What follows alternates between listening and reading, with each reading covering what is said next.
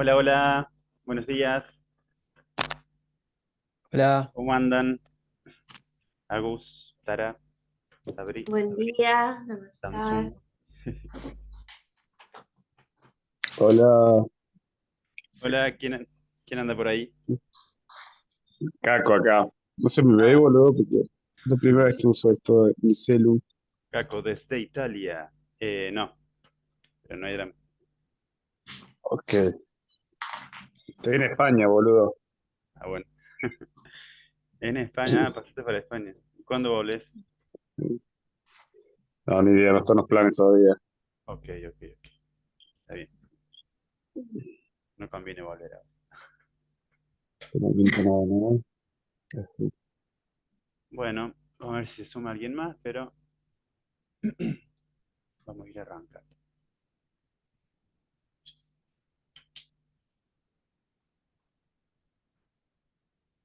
Bueno, gracias por sumarse. Les voy a contar más o menos cómo vamos a trabajar, ¿no? Un poquito la modalidad. Eh, bueno, la idea es hacer estos encuentros que un poco surgieron porque a pedido del público, digamos, empezar a charlar estos temitas así, que hemos hablado sobre todo con amigas. Y bueno, por ahí no se hablan de muchos conceptos o hay varias cosas en debate que muchas veces no se conocen, digamos, o sea, no se saben bien cómo pensarlas o cómo debatirlas, y por ahí uno termina cayendo en opiniones no tan fundadas, sino que tienen que ver más con prejuicios personales o con opiniones personales, que son válidas, ¿no? Pero está bueno conocer un poquito de estos temas, de las teorías, toda la historia que hay detrás de los conceptos, historia también. ¿M? Sobre todo, así que la idea es, en estos encuentros virtuales, que la idea es planificarlos cada 15 días, o sea, cada 2 semanas. Haríamos uno más en diciembre, de acá a 2 semanas, y enero no hacemos nada, porque yo en enero me jubilo por un mes, no, nada virtual, así que arrancaremos en febrero haciendo de nuevo un par de encuentros. Y vamos a hacer hasta donde pinte, digamos. O sea, la idea es hacer algo tranqui. Si vemos que no hay mucha energía, lo dejamos o lo espaciamos más. Vamos viendo, ¿sí? La idea también es ir generando los próximos encuentros a partir de lo que decidamos en este encuentro. ¿Sí? O sea, que cada encuentro nos lleve a otro encuentro y a qué debatir en la siguiente reunión. La idea un poco entonces en cada encuentro es trabajar un eje, o sobre todo una palabra, un concepto. La idea de este primer encuentro, un poco por la situación y porque también lo decidí yo, es trabajar sobre el concepto del neoliberalismo que se está utilizando mucho y por ahí, bueno, no se conoce lo suficiente a qué a qué nos referimos con neoliberalismo, pero después en los próximos encuentros vamos viendo lo que surja, lo que sea necesario. La idea entonces es hacer una pequeña introducción teórica en la primera parte. Después, siempre yo les voy a pasar, la idea es tener un artículo o algún texto de lectura cortito que nos sirva para empezar el debate. ¿Y qué otra cosita más? Y a partir de ahí, bueno, que surja. Entonces, en resumen, son encuentros cada 15 días, trabajando un eje o un concepto central y generando un debate a partir de la lectura de algún pequeño texto. Va a haber solamente dos reglas, bien, cuando arranquemos un poco el debate. Una es hablar de a uno, o de a uno.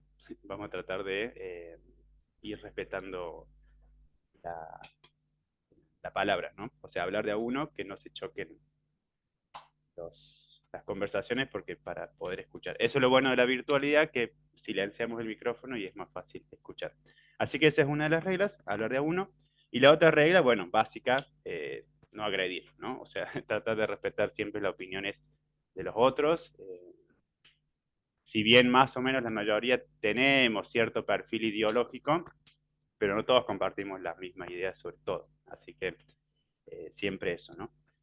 Otra cosita que les voy a pedir es que si les interesa, quien quiera, puede ir armándose un glosario, bien, tomar nota, ¿no? Un cuadernito, donde ir anotando algunos conceptos para que les quede ahí más fijo, pero bueno, eso es opcional. Bien, antes que nada y que todo. Para saber más o menos, ¿pudieron leer el artículo que les pasé? No es examen esto. Sí, dicen por ahí. Bien. Sí. Sí, Bueno, eso ayuda mucho. Igual después les voy a mostrar el artículo, así tomamos algunos extractos de ahí. Bueno, entonces arrancamos ahora. Después ahora les voy a pasar un videíto también. Eh, sí, dice ahí. Bien. Les voy a pasar un videíto y cosas. Pero bueno, no le quiero hacer larga esta parte. Así que arranca. Bueno, primero me interesaría que me digan qué les viene a la mente sin pensar tanto. ¿Qué es lo primero que les viene a la mente cuando escuchan la palabra neoliberalismo? ¿Bien? Así que eso, imágenes, palabras, conceptos, lo que se les queda. Los que quieran me van tirando y yo lo voy anotando acá. Pero sin pensarlo mucho, ¿no? Las primeras imágenes.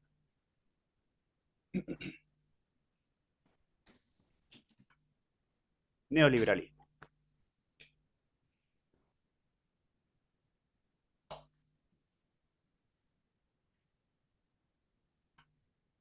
¿Quién más? Bueno, para mí, nada, lo obvio sería nuevo, Nuevo. Bien. Sí. nuevo y no tengo, no sé qué decir del liberalismo, la verdad. Ahí va. Hay tantas Bueno, palabras. liberalismo también. Sí, sí. Cualquier cosa, nada está mal ni bien. Es para saber más o menos con qué imagen arrancamos a nivel de grupo. Nuevo, liberalismo.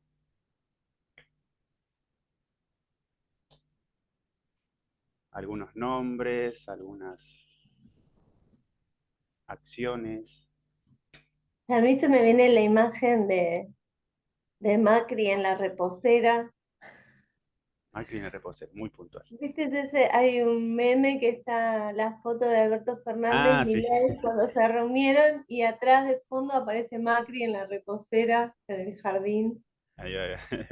Sí. Dice ahí Caco, capitalismo. Chat, bien. Yo estoy un poco de escuchante porque estoy trabajando mientras, perdón si no participo. Bueno, me pregunta. Bien, nuevo, liberalismo, capitalismo, Macri en reposera. ¿Alguna más? Consumo. Bueno, Consumo. capitalismo un poquito.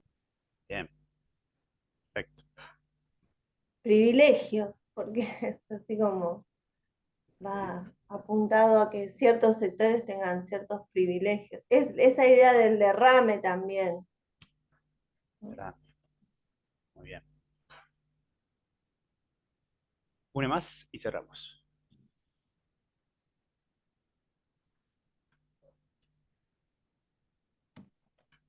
Chat. Clase social. Bien,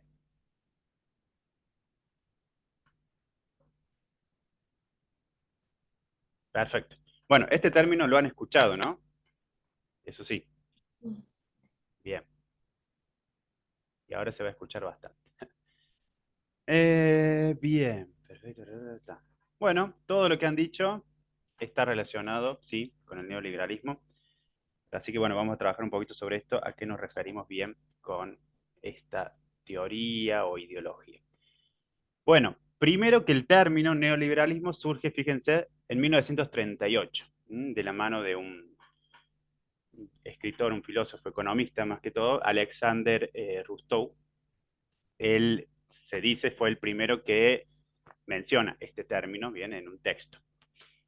Como bien dijo Sabri ahí, esta palabrita nuevo y liberalismo quiere decir que es algo que viene posterior a otra palabrita que es justamente liberalismo. Entonces, de por sí ya hay ahí hay dos etapas históricas, ¿no? Una etapa que está más vinculada al liberalismo y otra etapa que está más vinculada al neoliberalismo. Yo acá les traje algunas imágenes. ¿Reconocen a estas personitas? El primero, Sí, Pinochet, Pinochet. País, Chile, Chile. La segunda, mencionada hace poco, Thatcher, Thatcher. País, Inglaterra. Inglaterra. Muy bien. Y el último, Sí. Ronald Reagan, ¿no es? muy bien, Ronald Reagan. ¿De qué país? Estados Unidos de Estados Unidos. Norteamérica. Perfecto. Bueno, estos han sido como los grandes representantes, ahí vamos a ver, de lo que fue el neoliberalismo, y podríamos sumar también a Videla, pero vamos a ver que hay distintas etapas, ¿no? Y una de las particularidades del neoliberalismo es que tuvo por algunas suertes históricas de cosas que pasaron, pero tuvo la habilidad, si se quiere, de llegar a regímenes o a países que eran totalmente opuestos. O sea, vamos a tener países que van a ser neoliberales y dictatoriales, o países que van a ser neoliberales y democráticos, neoliberales y neoconservadores, neoliberales y comunistas, o sea, como que tuvo la habilidad de llegar a todo el globo, y esa es una de las particularidades que no lo lograron todos estos tipos de ideologías. Bueno, entonces, a ver, antes de ver cómo fue surgiendo el concepto del neoliberalismo, me interesa que entendamos un poquito sobre liberalismo. Bueno, cuando hablamos de liberalismo, de neoliberalismo, estamos dentro del marco de la teoría económica.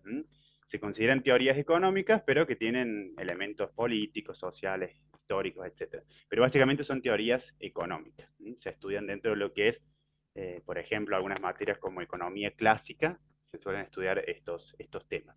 Cuando hablamos de liberalismo, otra forma de llamarlo también es liberalismo clásico. Pero pasan a ser básicamente lo mismo, es un poco para también oponerlo al neoliberalismo. El liberalismo es de dos tipos, puede ser económico o político. El liberalismo, y prácticamente a veces son dos teorías un poquito distintas o contradictorias. El liberalismo económico lo que plantea justamente es la liberación o la libertad del capital. Bien, siempre el punto central es el capital. Y para esa liberación del capital, para que el capital genere más riqueza por sí sola de una forma natural, lo que hay que hacer es eliminar cualquier obstrucción que tenga en ese avance del capital. ¿Cuál va a ser la principal obstrucción que piensan los liberales clásicos? El Estado. Básicamente no debe haber interferencia del Estado para que el capital circule libremente. Y estos clásicos están pensando en el Estado porque de algún modo escriben en esta etapa más o menos, seguramente han escuchado la Revolución Francesa, ahora que está la película de Napoleón en el cine, ahí pueden ver un poquito más. Eh, Napoleón Bonaparte viene después de la Revolución Francesa, ¿no? Pero bueno, en la Revolución Francesa de algún modo aparecen estos escritores, estos economistas, que básicamente la mayoría eran filósofos en realidad, después se van a estudiar en economía o en la ciencia política, pero la mayoría de los que escriben en el 1700 y 1600 son filósofos. Estos filósofos empiezan a plantear de que el Estado no debe intervenir justamente para que el capital circule libremente. Un poco las ideas liberales son las que van a sustentar a la Revolución Francesa, que plantea un poco esto de libertad, igualdad y fraternidad. Pero fíjense que ese lema, ¿no?, de libertad, igualdad, fraternidad, si uno estudia la Declaración de los Derechos del Hombre y del Ciudadano, dice que el primer derecho en realidad es a la propiedad. Cuando hay propiedad, recién ahí hay libertad, igualdad y fraternidad. Pero sobre todo, igualdad también entre hombres, literalmente entre hombres, ¿no? Por eso después Olympe de Gouges, 2 años después de la Revolución Francesa, promulga la Declaración Universal de los Derechos de la Mujer y la Ciudadana, ¿no? Entonces los temas de género ya estaban muy antiguos, tampoco son cosas de moda de hoy en día. Bueno, entonces el liberalismo clásico nos referimos a esta teoría económica que plantea que el capital debe circular y sin interferencias del Estado. ¿Bien? Y le llamamos clásico porque se refiere a los autores clásicos de esa época del siglo XVII y XVIII. El liberalismo, fíjense, a diferencia del neoliberalismo, plantea una idea hacia adelante. ¿Bien? La idea es que el capital progrese, ¿bien? Construya riqueza, etcétera, y es una mirada siempre como futurista, hacia adelante. Tiene una mirada progresista, si se quiere, y de algún modo implica dejar en el pasado todos esos obstáculos viejos. El principal obstáculo viejo ha sido la monarquía, si pensamos en Europa. Entonces, dejar eso viejo para ir hacia lo nuevo, que es un poco más libre. Esa es una idea como futurista que tiene el liberalismo clásico, que plantea el no Estado. La diferencia con el neoliberalismo es que el neoliberalismo surge no como una idea futurista, sino al contrario, como una idea de volver hacia atrás, volver hacia ese liberalismo clásico. Y en esa vuelta hacia atrás se termina asociando con ideas vinculadas a la conservación y a la restauración. Entonces, de algún modo, el liberalismo económico se vincula con el liberalismo político en el sentido de las libertades civiles de las personas. ¿Bien? La persona, el ser humano, es por naturaleza libre y entonces necesita de esa libertad. El Estado es alguien que, pues una entidad que todo el tiempo le pone límites. Entonces va en contra de las libertades, sobre todo civiles. Es una idea siempre hacia adelante, progresista. En cambio, el neoliberalismo plantea regresar a un liberalismo anterior, ¿bien? ¿Anterior a qué? Ahí vamos a ver, al estado de bienestar que surge después de la Segunda Guerra Mundial. Entonces, en ese regreso se empieza a asociar a ideologías conservadoras que justamente son antiderechos. Esa es la particularidad del neoliberalismo. Tiene una mirada retro, digamos, si lo pensamos así. Y a diferencia del liberalismo que plantea que no debe haber intervención del Estado, el neoliberalismo dice sí, el Estado no debe intervenir, debe haber un Estado mínimo, se le llama, que cumpla funciones básicas, que básicamente son seguridad interior a través de la policía, defensa exterior a través de los militares, que se empiezan a mezclar y varios quieren que los militares estén adentro, ¿no? Cumpliendo funciones que en realidad son para el mundo exterior, y recaudación de impuestos, ¿no? O justicia. Básicamente esas 4 funciones son las del Estado mínimo, ¿no? Seguridad interior, defensa exterior, recaudación de impuestos, hasta ahí, y justicia, garantizar justicia. Un Estado mínimo, esa es la función que para el liberalismo debería cumplir el Estado. El liberalismo clásico no plantea que no existe el Estado. ¿Bien? Por eso los discursos que hoy circulan en torno a Milei y demás, o sea, ni los propios economistas clásicos o liberales más ortodoxos le creen, digamos, o lo apoyan, porque o sea, está fuera de la teoría muchas cosas que dice, digamos, ni siquiera pasa a ser es algo raro, digamos, lo que está pasando. Entonces, el liberalismo plantea que debe existir el Estado para cumplir funciones mínimas, pero que no intervenga en la economía. El neoliberalismo dice, bueno, regresemos a esa etapa del liberalismo clásico, el Estado debe tener funciones mínimas, pero la diferencia es que ahora el Estado va a ser socio. ¿Qué significa esto? Socio del capital. Es a través del Estado que yo logro privatizar empresas. Es a través del Estado que yo logro poner leyes que beneficien a los grupos económicos internacionales. Es a través del Estado que yo hago una serie de políticas en favor del capital. Entonces, yo quiero que perciban la diferencia entre un liberalismo clásico que dice, la economía es natural. Si el capital circula sin obstrucciones, se va enriqueciendo solo. ¿Bien? Entonces el Estado no debe interferir. En cambio, el neoliberalismo, para regresar a esa idea, es todo lo opuesto. El Estado debe intervenir haciendo todas estas cosas. ¿Bien? O sea, es el Estado mismo quien elimina las obstrucciones del capital. Entonces, acá el Estado tiene otro rol. ¿Bien? Básicamente, esos son los principales conceptos que busca justamente acá corregir los defectos del liberalismo clásico.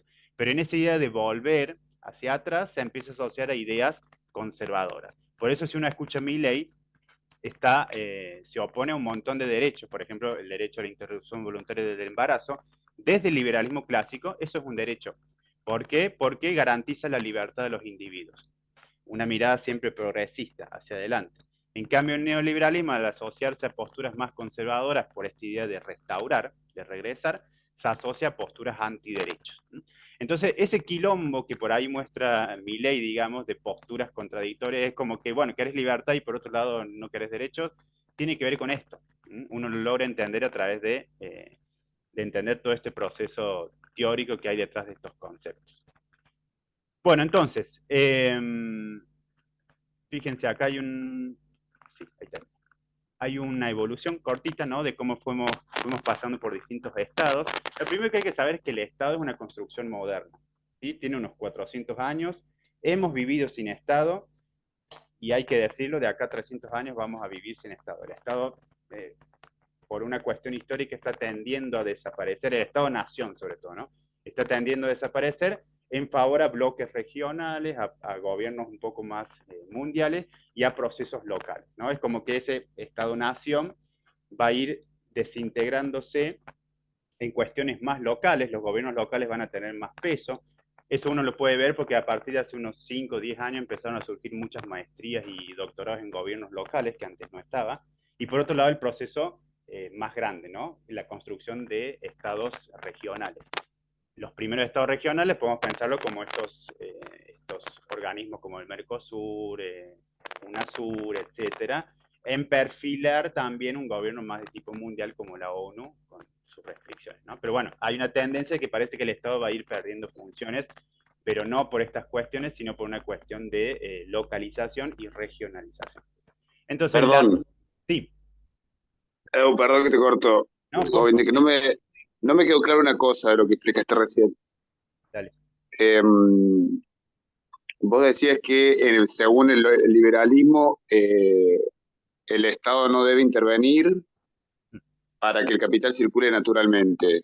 Lo que se tiene que ocupar es de eliminar las obstrucciones para que el capital circule. Pero decías que en oposición el neoliberalismo se ocupa, interviene para eliminar las obstrucciones para que circule el capital. O sea, ¿cuál es la diferencia? Vos No, decís no, que en el neoliberalismo se diseñan políticas más fuertes para, digamos, para promover la circulación del capital o para reforzar eso. ¿Cómo sería? sí, en realidad lo dijiste, lo último que dijiste sobre el neoliberalismo es así. El Estado interviene para lograr justamente el liberalismo. En el liberalismo al revés, o sea, lo que se plantea es que no intervenga el Estado, no debe intervenir el Estado. ¿Mm? ¿Por qué? Ajá, Porque ellos están escribiendo en una etapa donde el Estado todavía no intervenía, entonces se están atajando. ¿Bien? Por eso, ajá. Ah, es por justamente una cuestión histórica. claro, yo lo que les quería mostrar Mm, esto. ¿Cuándo surge el Estado? Básicamente el Estado moderno que estamos acostumbrados es el Estado que surge después de la Revolución Francesa. ¿Mm? En la Revolución bien, bien, bien. Francesa se saca al poder, digamos, a Luis XVI. Todos los franceses le llamaban a esa etapa de monarquía absoluta, le llamaban el antiguo régimen, ¿no? Sí, Lo eliminan, surge el Estado moderno. Eh, con muchos límites, porque Napoleón de algún modo vuelve a instalar la monarquía de nuevo, etcétera, en 1804, pero bueno, surge un Estado, ¿bien? Por oposición a la monarquía. Esa monarquía va a quedar en el fondo, por eso muchos de los países europeos siguen teniendo al monarca, al rey, como el presidente, y quien lleva a cabo el gobierno es el primer ministro, ¿no? Por eso esa diferencia a veces entre primer ministro y presidente. O entre países que tienen primer ministro, presidente y rey también, ¿no? Cumpliendo funciones diplomáticas, pero un poco por la historia de ellos, ¿no? Bueno, ese Estado moderno que surge tiene muchas particularidades. Básicamente, da nacimiento a la burocracia. ¿Bien? Por primera vez surge la forma de organizarse del Estado es una forma burocrática. Entonces la burocracia tuvo muchas funciones en todos los países, incluso acá, de, por ejemplo, lograr la unificación de territorios. Bueno, según el país va a ir teniendo distintas funciones. Y empieza acá una primera distinción entre los trabajadores del Estado, los burócratas, y los políticos, ¿no? Los que ocupan cargos por elecciones democráticas. Pensemos que acá inicia de algún modo la elección, la democracia, con ciertas limitaciones, pero bueno, a partir de ahora ya no hay más rey, ya no hay herencia, se elige por voto directo. Esa es una de las particularidades del Estado moderno, la burocracia, las elecciones, etcétera, pero es un Estado mínimo todavía, que cumple estas funciones básicas que les decía: seguridad interior, defensa exterior, recaudación de impuestos y justicia. ¿Qué sucede? Después de las guerras, más o menos si se acuerdan, tuvimos dos guerras mundiales, la primera en 1914 y la segunda en 1939. A partir de la Primera Guerra Mundial, por consecuencia de la guerra, va a surgir el nazismo. Hay una serie que les recomiendo en Netflix, se llama Cómo se convirtieron en tiranos, ¿no? Y ahí el primer capítulo es cómo llega Hitler al poder, ¿no? Cómo llega por elecciones, y bueno, pero está interesante eso. Después de la Segunda Guerra Mundial, a ver, vamos por partes. Primera Guerra Mundial termina en 1918, ¿bien? Después de esa guerra son los famosos años 20 en los Estados Unidos sobre todo, que es una década de florecimiento. Hay mucho consumo, de hecho empiezan los primeros movimientos feministas, las mujeres flappers, el famoso cortecito de María Elena, el corte Bob Single. Bueno, pueden buscar toda esa parte re interesante. Fueron años gloriosos, ¿no? Los años 20 después de la Primera Guerra. Pero todo eso después, ese consumo excesivo y por otra serie de motivos, ustedes tal vez escucharon lo de la crisis del 29 en Estados Unidos. A partir de esa crisis del 29, los años 30 van a ser una etapa al revés, de decadencia. Y ahí es cuando de algún modo surgen estas políticas que se van a conocer como keynesianas o lo que se conoce como el estado de bienestar. ¿Qué significaba? Bueno, de algún modo muchos grupos sociales empiezan a pedirle al Estado más cosas. ¿Mm? Y en ese pedirle más cosas empiezan a surgir los derechos sociales, la seguridad social, algunos derechos laborales, etcétera, seguros, bueno, todas cuestiones vinculadas a que hoy ya la tenemos bastante naturalizada. Y ahí va surgiendo ese estado de bienestar. ¿Mm? Ese estado de bienestar, de algún modo, empieza a sumar muchas funciones, la burocracia se empieza a hacer cada vez más grande, y empiezan a haber problemitas también. Entonces, en los años 70 vamos a tener la crisis del petróleo y otras cuestiones más, ese estado empieza a colapsar, digamos, porque es un estado como se agrandó mucho comparado con las funciones básicas que tenía al principio. Era un estado que garantizaba todos los derechos sociales, salud, educación, un montón de cosas que no estaban garantizadas antes, ¿no? En Argentina sí, uno podría incluir la educación, si la sumamos con Sarmiento, pero sobre todo porque tenía una función homogeneizante, ¿no? Veníamos de mucha inmigración y demás, entonces había que generar una especie de identidad nacional, símbolos patrios, etcétera.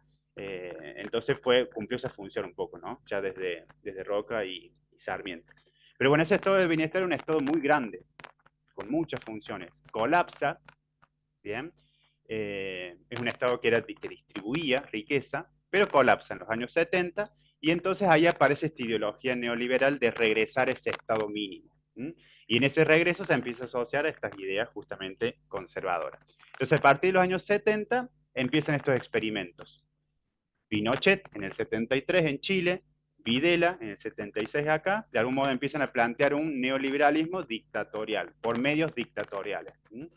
Y por medios democráticos vamos a tener a Thatcher y a Reagan en Estados Unidos e Inglaterra, por medios democráticos en el sentido de que fueron elegidos por votación, ¿no? Entonces, acá empezamos a ver que empieza a haber una especie de laboratorio. El neoliberalismo se va probando en distintos países con distintas vías, ¿no? Incluso más adelante, cuando caiga la Unión Soviética, se va a empezar a instalar, por ejemplo, en países como Polonia, hoy en día en China, como que se fue adaptando según la región. Bueno, entonces breve para cerrar con esto, vemos acá hay dos autores, Pitt y Searle, que nos dicen que el neoliberalismo se fue instalando a través de 5 pasos o 5 movimientos. Si bien uno asocia el neoliberalismo a los años 90, especialmente en Argentina y América Latina, lo cierto es que tiene una trayectoria. Fíjense que el concepto surge en 1938, así que tiene historia. Bueno, estos autores nos dicen que la primera etapa en la que surge el neoliberalismo es la etapa 1, años 40, donde empieza a haber una especie de círculos intelectuales teóricos que asistían a foros económicos, foros académicos, que empiezan de algún modo a instalar esta idea del neoliberalismo. Lo empiezan a estudiar de forma teórica, nadie les da bolilla todavía, pero ellos, confiados, publican en 1947 el Manifiesto Liberal de Oxford, que de algún modo ahí se instalan las primeras ideas sobre el neoliberalismo. Hay que tener en cuenta que los economistas son muy... en la economía hay como una lucha entre, algunos dicen que la economía es una ciencia exacta y otros dicen que es por las leyes y los números, etcétera, y otros dicen que es una ciencia social. O sea, hay un gran debate ahí. Pero lo cierto es que la mayoría de los economistas con los cuales conversas son muy, no es cerrados, sino muy ortodoxos, ¿bien? En su forma de pensar. Entonces son muy fiel a los libros, a lo que dicen los manifiestos, a lo que se instala, a lo que se escribe, ¿no? Y eso lo podemos ver también en Milley, que es alguien como así, no es que esté chapado, pero son así, tienen esa forma de construcción, de pensar que si no está escrito, o si no lo dijo alguien, o tal autor, no existe, ¿no? Entonces, el Manifiesto Liberal de Oxford plantea las primeras ideales sobre el neoliberal. La segunda etapa es la etapa de difusión y ajuste de ideas. ¿Qué significa esto? Bueno, acá la idea del neoliberalismo se empieza a difundir un poquito en círculos, en otros economistas, y se empieza a ajustar. ¿Por qué? Porque en la primera etapa era una etapa teórica, digamos. Nunca se puso a prueba el neoliberalismo. En este día del Estado interviniendo a favor del capital. Pero ya en los años 60, 70 empieza a haber una serie de gobiernos que de algún modo empiezan a poner en práctica estas ideas, y ahí el neoliberalismo se va ajustando en la marcha. ¿Bien? Después vienen las dictaduras anticomunistas, especialmente en Chile y Argentina, Algunos dicen que Chile y Argentina van a servir de laboratorio mundial para el neoliberalismo y a partir de lo que surge ahí, otros gobiernos van a definir sus políticas futuras. Y también los regímenes neoconservadores, Thatcher y Reagan, que lo vimos. Bueno, hay una crisis del Estado Nacional, se suma con la crisis del petróleo, básicamente, como se dice, no hay plata. La cuarta etapa, TINA, TINA es la sigla de There is no alternative, que Thatcher lo pronuncia en un discurso en el Congreso, donde dice, chicos, no hay alternativa, o sea, no hay otra alternativa, es neoliberalismo. Justo estamos en una etapa donde se derrumban los socialismos reales. Pensemos que Thatcher asume en el 79 y Reagan asume en el 81. Bien, los dos van a estar dos gobiernos seguidos. Pero bueno, cuando cae la URSS, que es la Unión Repúblicas Socialistas, ¿no?, Soviéticas, en 1989 cae un muro de Berlín, de algún modo el mundo pasa a ser neoliberal. ¿Por qué? Porque hasta esa etapa, después de la Segunda Guerra Mundial, el mundo se dividía en dos ideologías. Capitalismo, con Estados Unidos en el centro, en la cabeza, y comunismo con Rusia a la cabeza. Toda esa etapa que se llamó Guerra Fría, que en realidad no fue una guerra, sino fue una forma de decir, bueno, dividimos el mundo en dos, ¿bien? El primer mundo para Estados Unidos, el segundo mundo para Rusia, y el resto nosotros el tercer mundo, ¿no? Entonces cuando Rusia cae, que era el segundo mundo, por eso hoy en día hablamos de primer mundo y de tercero y nadie habla del segundo mundo, ¿no? El segundo mundo era Rusia. Esa etapa de Guerra Fría era una etapa en realidad de un complejo militar donde los dos iban de algún modo sosteniendo su industria militar, porque pensemos que Estados Unidos participa mucho en las guerras ofreciendo armas, ¿no? Entonces tenía toda una industria, una forma de solucionar la crisis de los 30 fue invirtiendo en la industria militar. Entonces, ¿qué pasa? Cuando se termina la guerra, ¿qué hacen los locos con todo eso? Cuando, digamos, tienen un montón de industrias dedicadas a lo militar.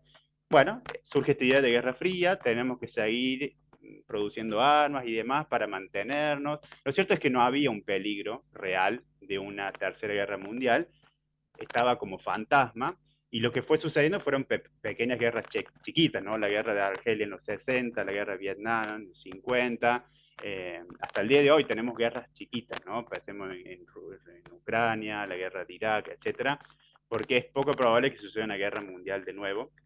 Como decía Einstein, ¿no? Si hay una tercera guerra mundial, la cuarta va a ser con palos, ¿no? Porque nos vamos a destruir.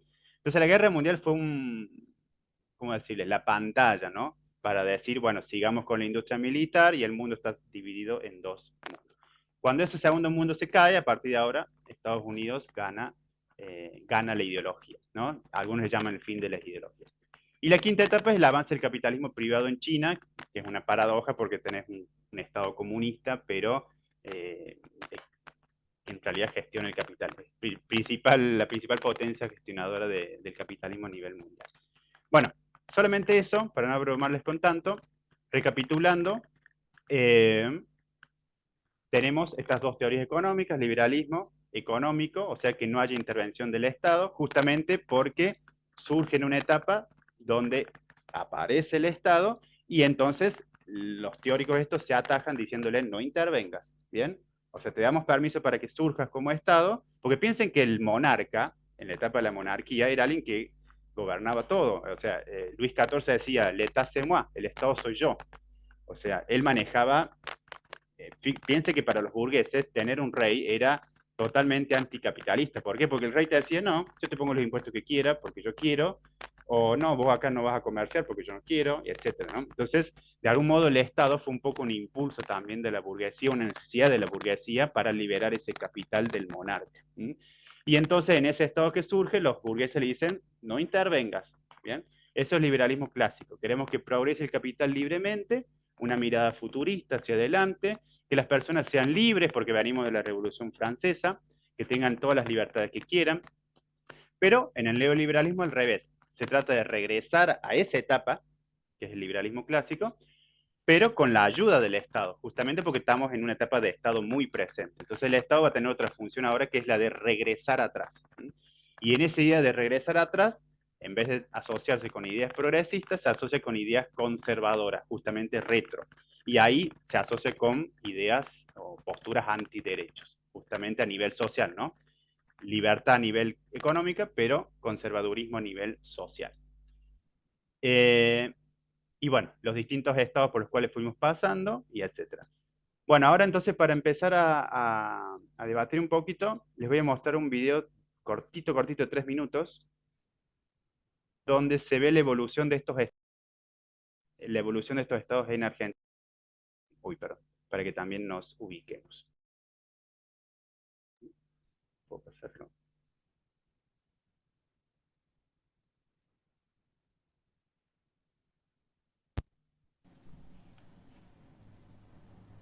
Los modelos de Estado en Argentina entre 1880 y el año 2000. En primer lugar, podemos mencionar el Estado liberal oligárquico entre los años 1880. ¿Qué pasó? No están viendo nada, ¿eh? No.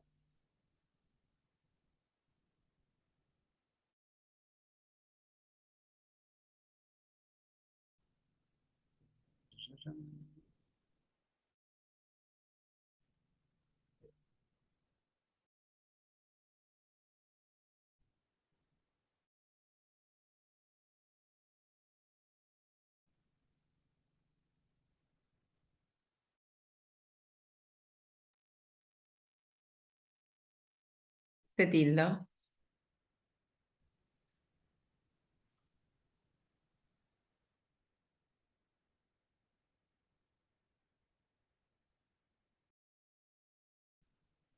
No se ve, ¿no? Ahí, todavía no.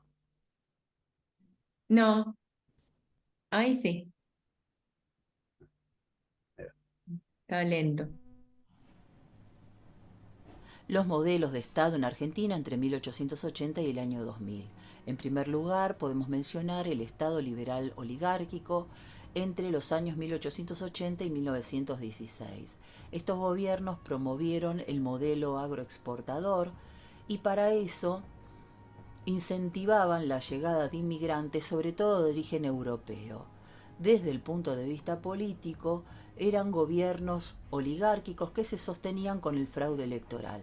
Por eso la oposición política, como la Unión Cívica Radical y el socialismo, luchaban por la ampliación de la democracia. Esto lo van a lograr cuando se sanciona la ley Sáenz Peña. Desde ese momento podemos decir que comienza el Estado liberal democrático entre los años 1916 y 1930. Eran gobiernos con el apoyo de los sectores medios y populares que se caracterizó por la democratización de la política y cierta estabilidad inicial. Luego, con la crisis de 1929 y una crisis política, va a llevar en 1930 a un golpe de Estado.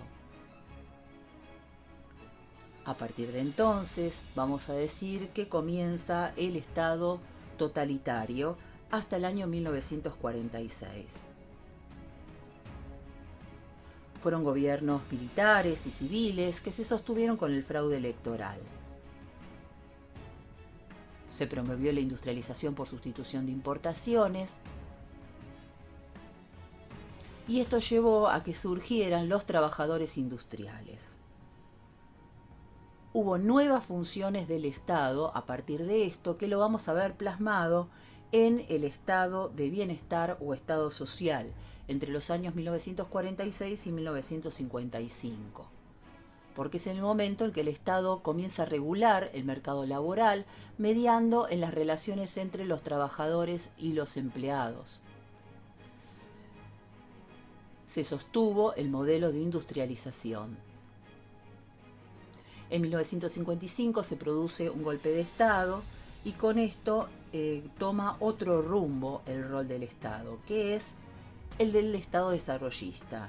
Entre 1955 y 1970 se va a dar la intervención estatal, la planificación económica y una mayor inversión extranjera. Pero este modelo va a dejar de lado a los sindicatos, los trabajadores y los sectores populares. Hacia la década del 70 va a entrar en crisis el modelo desarrollista y nos vamos a encontrar con el surgimiento del Estado neoliberal entre las décadas del 70, del 80 y del 90. En los años 70, representado a partir de los gobiernos de la última dictadura militar, En la década del 80, con el advenimiento de la democracia, la llegada del gobierno democrático, y en los 90, con la intención de insertar a Argentina a nivel internacional, las privatizaciones, la apertura económica, la flexibilización laboral fueron las características del modelo neoliberal que condujeron a la precarización laboral, al desempleo y a la pobreza.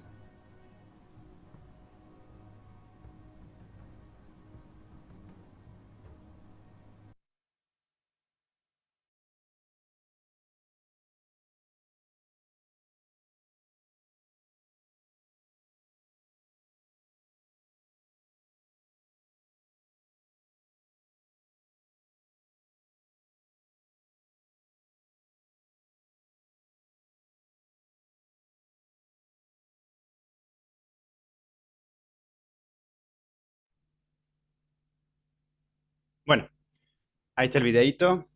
Puros militares en esta historia. Muchos golpes de Estado. Bueno, ahí fíjense en el videíto, han mencionado un poco las políticas, ¿no? Neoliberales, justamente que... Bueno, fíjense, el hecho de hablar de políticas neoliberales nos está diciendo hay un Estado que interviene, que hace políticas. Bien, el liberalismo clásico no debería haber políticas. El Estado no debe estar. Entonces, esas políticas, nosotros las estudiamos como políticas de primera generación, que las vamos a ver ahora, porque va a ser lo mismo con unos tintes de incertidumbre por cuestiones personales de este señor. Pero son las reformas de primera generación y las reformas de segunda generación, si a cuál le interese googlear un poquito más sobre eso. Las reformas de primera generación, que fueron los 80, plantean que retraer al Estado, bien, o sea, hay que volver al Estado mínimo.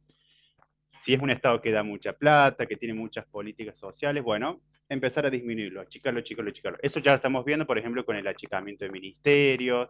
Es un Estado, digamos, que empieza a achicarse de nuevo. Hay una teoría que es la teoría del achicamiento y el agrandamiento del Estado, que sucede casi por una cuestión física. Cuando yo achico algo, eso genera fuerza y después se genera un Estado más grande que el que hoy en día está. Entonces, probablemente de acá a un par de años, el Estado que tengamos en el futuro sea más grande que incluso que el que tenemos hoy en día, por esta cuestión física de fuerza centrípeta y centrífugas, ¿no? Pero bueno, ahora estamos en la etapa de achicamiento del Estado, ¿no? Esa es la primera etapa o reformas de primera generación. Y la segunda son las reformas de segunda generación o reperfil del Estado. Bueno, el Estado va a seguir existiendo, pero que esas funciones que realice las va a realizar de otra forma, ¿bien? Tal vez va a dar algún subsidio, pero lo va a dar de otra forma, o sea, con técnicas y con herramientas distintas a la de un estado de bienestar o en el que hoy en día estamos, porque es un estado de bienestar o un estado social, que también se le llama. Esas son la segunda etapa, la segunda reforma, donde el Estado empieza a tener funciones o a hacer las funciones clásicas, pero de una manera distinta. Y eso es lo que vamos a ir viendo a lo largo de estos 4 años. Bueno, no sé si alguien tomó nota de este artículo, subrayó alguna cosita. Arrancamos. ¿Quién quiere empezar a comentar? Me podemos ir charlando algunas cositas.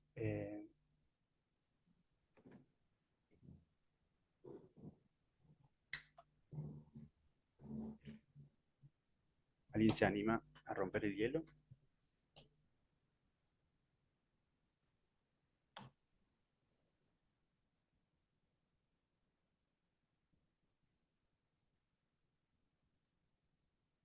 Bueno, ¿qué piensan a ver de lo que sucedió ahora en las elecciones?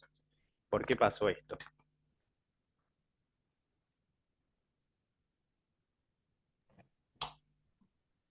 Yo estuve escuchando bastantes como intentos de explicación Mm, de lo que pasa más que nada en los grupos sociales más vulnerables, ¿no? Que es donde yo más me desempeño, por ejemplo, en la villa. ¿Por qué tanta gente que sobrevive gracias a la presencia del Estado votó en contra de, de sus intereses aparentemente, ¿no? Eh, y mismo también escuché varias y también intentos de explicación por qué movimientos feministas o distintas comunidades que lograron muchísimos derechos también votaron a Milei y a todos sus secuaces. Y la verdad es que no, es inexplicable en algunos sentidos, pero en otros, en general, se entiende como una gran falta de información, de no registro de la historicidad de muchas luchas, ¿no? De muchas conquistas. Y como que hay cosas que se naturalizan, de que se dan por sentadas, que no se van a perder, que no se van a tocar, y eso muestra que no hay un conocimiento de lo que pasó, ¿no? Pero no solo lo que más que no termino de entender es porque, bueno, la gente más joven o gente que no tiene tiempo o cabeza porque está preocupada en otras necesidades, no conoce sobre la historia, no registró la historia reciente, eso lo puedo llegar a entender, pero personas que de mi edad, que vivenciaron, que vivimos en carne propia los 90, o que nacimos ahí en la dictadura o en el inicio de la dictadura y que tenemos conocimiento, vivencia de lo que pasó, ¿por qué igualmente votaron a lo que viene? Y no me queda otra que entender que es como que la democracia se transformó en una trampa en este momento, porque las últimas 2 elecciones teníamos que sí o sí elegir entre, por lo menos a mí me pasó, entre cosas que no nos gustaban. Si bien representaban diferentes, no sé si ideologías, pero siempre terminamos teniendo que elegir entre 2 cosas nefastas, ¿no? Que sabemos que ambas están sustentadas por la corrupción. Entonces es como una cosa que es tan compleja que pero bueno, hay cuestiones que como yo decía, no se pueden explicar. Votar gente que reivindica la dictadura militar es como muy fuerte. O la cuestión biologicista, que ya está más que sabido que no corre. Pero bueno, es como eh,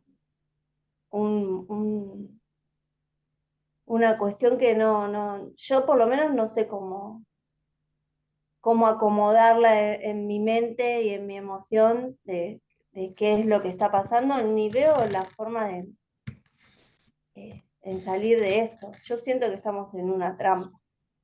Sea quien sea, si hubiese ganado Massa hubiese sido más o menos, no tanto, porque sí hay gente que realmente le hace la diferencia, que esté uno es que esté el otro, pero bueno, por lo menos con Massa, que yo lo considero un nefasto también, eh, creo yo que algunos derechos, no sé si se hubiese avanzado con más derechos, pero algunos derechos hubiesen estado garantizados. Con este no. Pero también es como vos dijiste recién, hay cuestiones personales de él que no se entienden, entonces es como que se va a ir acomodando todo a, a ideas de personas que ni sabes, un día te dicen una cosa, otro día te dicen otra, como Macri, ¿no? Que se va acomodando según el viento para donde le conviene. No sé, es muy complejo lo que pasa. Yo tengo una consulta, o sea, no es una consulta, pero es como me parece, pienso lo mismo que Tara, y por ahí, algo que a mí de la lectura, yo la leí cuando lo mandaste y no lo volví a leer, lo tenés que haber vuelto a leer para anotar cositas. Pero pensaba que en este caso, en esta elección, o por lo menos como están sucediéndose ahora las cosas antes de que él asuma, es como que esto que vos decís de que hay una parte como económica del liberalismo, del neoliberalismo bastante, que es lo que él es a lo que Milei más se dedica, me parece, ¿no? Como a la parte económica, dejándole toda la otra parte, que es lo social y lo quizás político, digamos, en manos de otras personas, como delegando, ¿no? Como tercerizando y dejando que los otros, bueno, que se haga cargo cada uno de ellos y hay toda esa cosa de incertidumbre que también nos hace, a mí por lo menos me hace pensar que no sé cómo leer o cómo interpretar la realidad que está sucediendo, que estamos como en este limbo de que no sabemos qué hay todavía y lo que va a venir. Eh, y bueno, esa mezcla de cosas, de cómo primero esperar también a ver qué pasa cuando asuma y empiezan a suceder las cosas, pero también hay como una mentira grande, ¿no? Hubo un discurso muy marcado durante toda toda la publicidad y toda la propaganda para las elecciones, previa a las elecciones, de que iba a privatizar todo y de pronto ya se está bajando de varias cosas, entonces como que también eso está difícil de interpretar. eh, ese tipo de formas de comunicarse, quizás, que claramente para mí no tiene una línea clara de para dónde ir.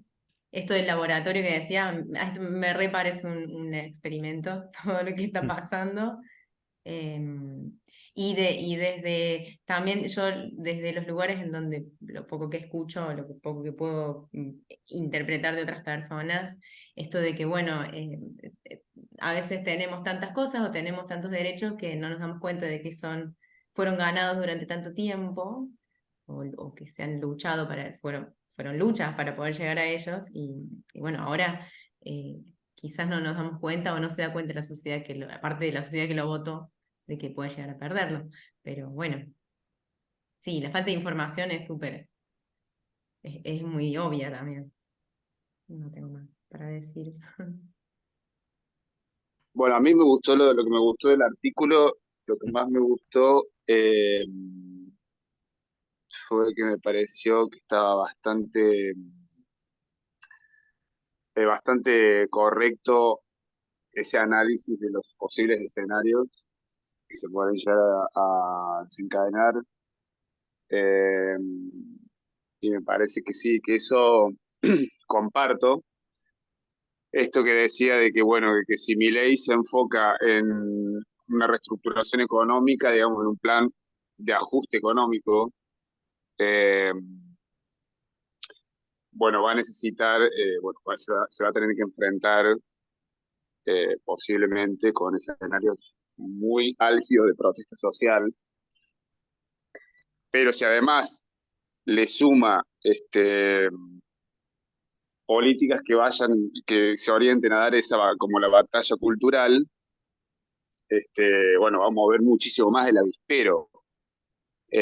Por lo tanto, pensando como en la gobernabilidad y la factibilidad de lo que llegue a implementar, es como que, bueno, eh, ir por la batalla cultural no sería lo más estratégico, pero a su vez, afrontando la parte económica que va a implicar la protesta social, bueno, todo, también puede necesitar como cierto respaldo de una militancia, digamos, que se movilice un poco más por la parte de la batalla cultural que por otra cosa, porque es como que todo ese simbolismo que él usó para la campaña y para hacerse fuerte, que tiene que ver con lo cultural, es lo que más moviliza a esas juventudes, a esas nuevas militancias de derecha que han surgido ahora y que le pueden garantizar como cierto respaldo o, o cierta posibilidad de contener la protesta social que se pueda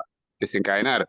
Pero ese escenario me parece muy complejo, me parece fascinante también eh, ver qué va a pasar, porque la verdad que ahora no sabemos qué va a resultar de todo esto, digamos, qué realmente va a terminar ejecutando de todo lo que dijo. Este, si realmente es un retorno a lo que ya conocimos, si es algo nuevo, si responde más a estos fenómenos de las nuevas derechas que han surgido en el mundo, si es algo más parecido a los 90, si tiene diferencias con lo que ocurrió con Brasil, con Trump, con Bukele, ¿a dónde están las similitudes? Bueno, ¿cuál es el plan, digamos, trascendiendo un poco lo que pasa acá con Milei, con Argentina, si esto responde a algo un poco más de alcance más global, más geopolítico? Bueno, todo eso, no sé, puede ser un gran verso todo, este, y puede ser simplemente circo mediático, confusión, eh, para, digamos, para perpetuar, bueno, el sistema político como lo conocíamos hasta ahora. Y también hay especulaciones con eso. Entonces, no sé, yo sería prudente a aventurarme a hacer muchos pronósticos, eh, y, y cómo se llama, y bueno, y tomar posicionamiento porque no sé qué va a pasar. Es todo muy verde. Sí, sí, ¿no? Muchos estamos en esa de que en realidad, bueno, hay que esperar. Son pocos casos igual en el mundo de que es re loco porque hay marchas antes de que asuma. O sea, es cierta novedad, es como que no asumiste y ya hay marcha. Eh, la particularidad de esto que decía Caco, ¿no? De las nuevas derechas, que sí lo hemos visto, por ejemplo, acá más cerca con Trump y, y Bolsonaro, hay un concepto que usamos que es el de outsiders, ¿no? Los outsiders son personas que se presentan en la política como fuera de la política, ¿no?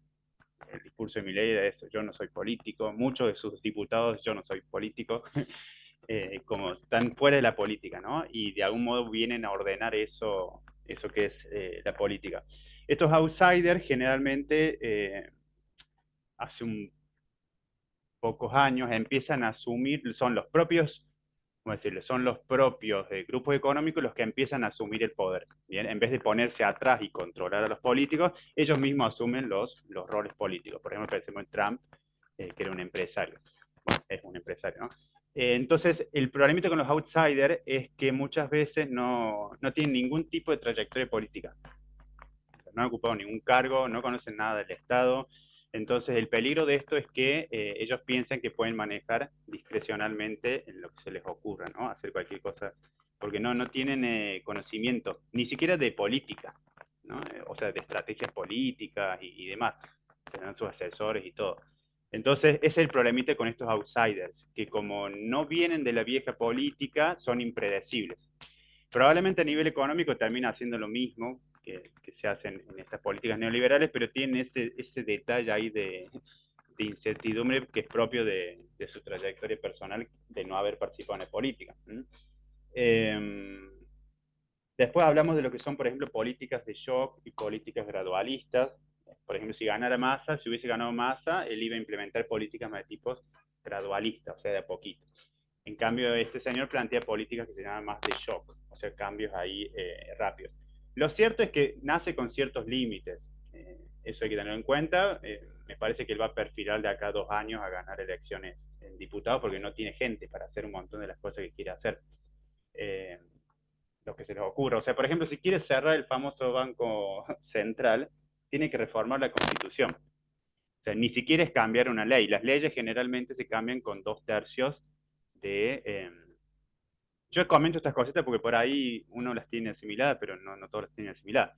Tenemos dos cámaras, una es la Cámara del Senado y la Cámara de Diputados. Los diputados representan, si bien se eligen por provincia, representan a todo el país.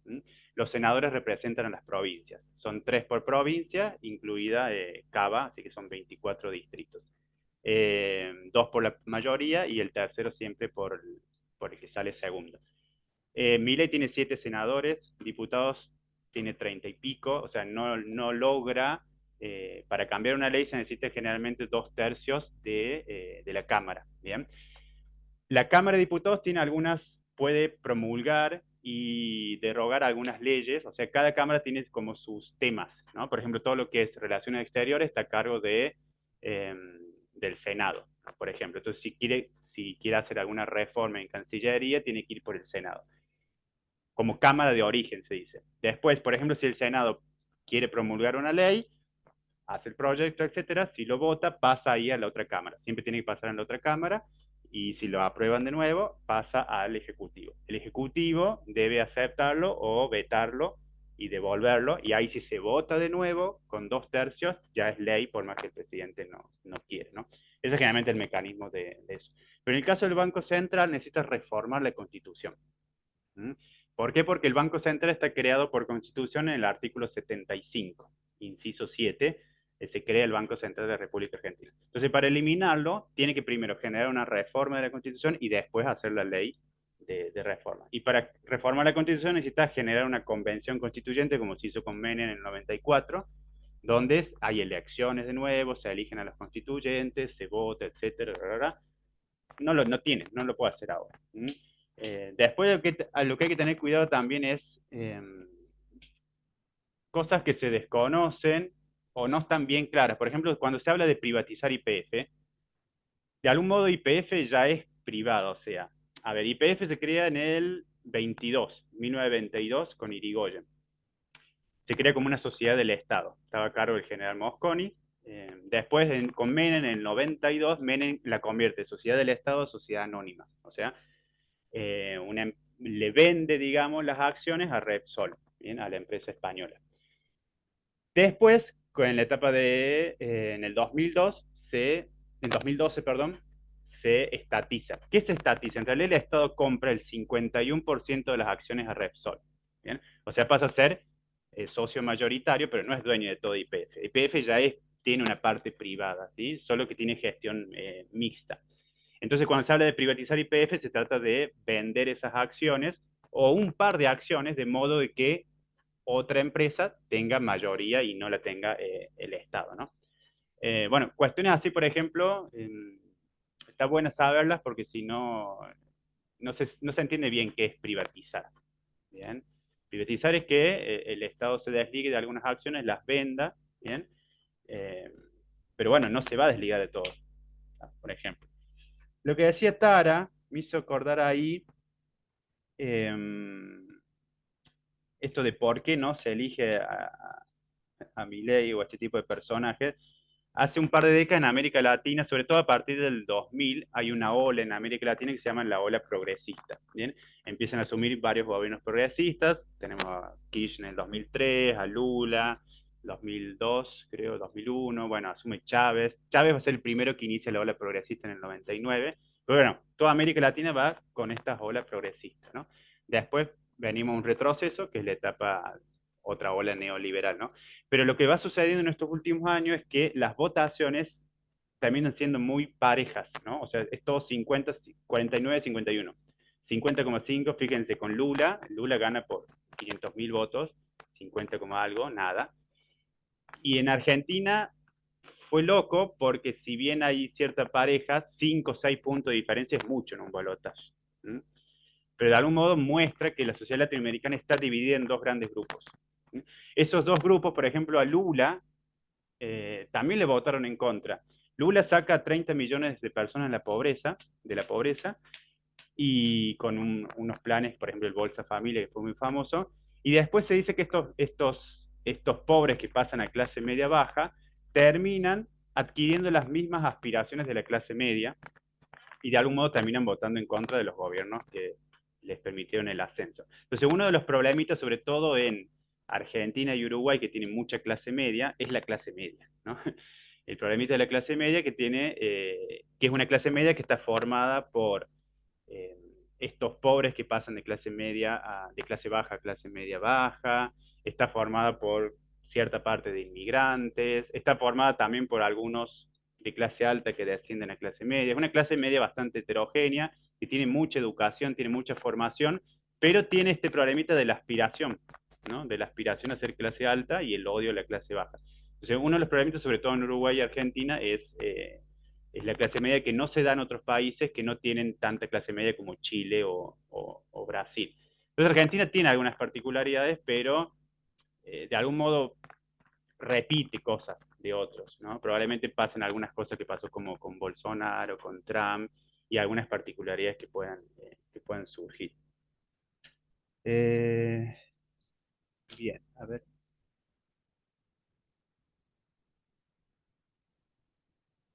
Dice acá, en contraste con Estados Unidos y Brasil, la sociedad argentina es una sociedad movilizada. Ese es otro detalle también. ¿M?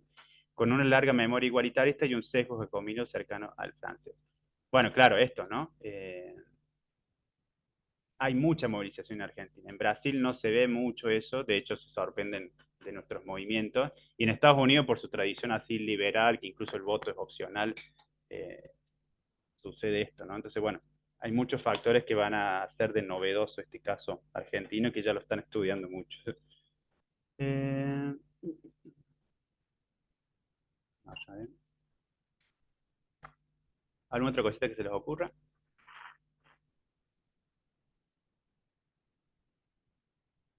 ¿Qué piensan que hizo mal el peronismo, el kirchnerismo? Porque para asumir culpas también, ¿no? No se llega a esto simplemente porque hay unos neoliberales ahí circulando, digamos.